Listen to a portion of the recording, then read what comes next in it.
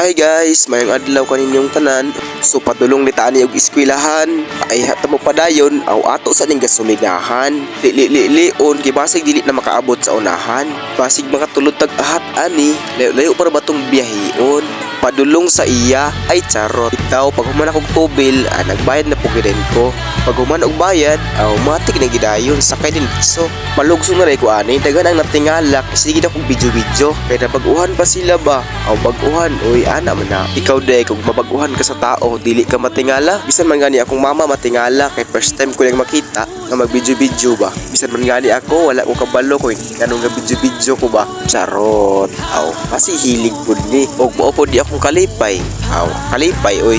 Bitaw, shout out day ko sa naghatag ading polo ba kay angay-angayan gid ko. Dili lang nako ngadlan kay maulo pod ko. Bitaw so dinhi, naapo gud gamay nga pagkakapayason. Pero wala tagda, kalit ning nilihok ang manobila. Kulbaan pud ko. Ganahan pud lagi ka buhi-buhi ba. Pero dali ra kay kataranta. Bitaw jokra, basta gani mag-drive ta, dili kita pataranta. Basin man gud babangga ta sa tao nga dili para sa atoa. So kung ikaw kusog ka sa iya, hinahine ra kay basig masakitan ra ka. Charot, bitaw oy jokra. So wala tagda ba sa sige na tong istorya naabot na data. Iabot na ka sa point nga wala na say gana sa imuha. Charot, sige ra may naunta nag joke undangon na nato nga tapika kay medyo galala na ba. Ingon pa gani ang kanta, magpaabot sa insakto panahon.